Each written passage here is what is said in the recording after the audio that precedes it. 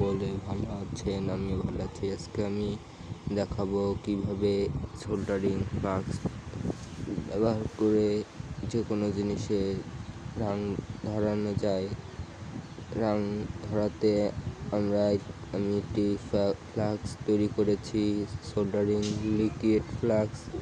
এই ফ্লাক্স অনেকেই তৈরি করতে পারে না, এবং যারা পারে তারা তেমন দেখায় না, তারা উল্টোপাল্টা করে ভিডিও তৈরি করে আপনাদের দেখায় যাতে তাদের ভিউটা বেশি আসে, কিন্তু আপনারা কিছুই শিখতে পারবেন না।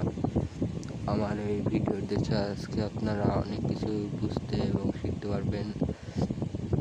এই ফ্লাক্সটির ব্যবহারে একটুখানি ফ্লাক্স লাগালেই দেখেন রাংটি তার সোল্ডার করার সময় একটুখানি ফ্লাক্স লাগিয়ে নিয়েছিলাম, তাই দেখেন আমি একেবারে গরম রাং ব্যবহার করেছি, যাতে সামান্য পরিমাণে ফ্লাক্সও নেই, সব শুকিয়ে ধোয়া হয়ে উড়ে গিয়েছে। সেই রাংটি লাগিয়েছি, দেখেন কি সুন্দর তারের সাথে লেগে গিয়েছে।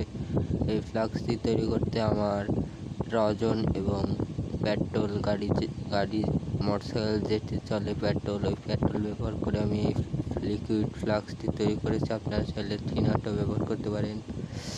এই ফ্লাক্সটি তৈরি করতে আমার,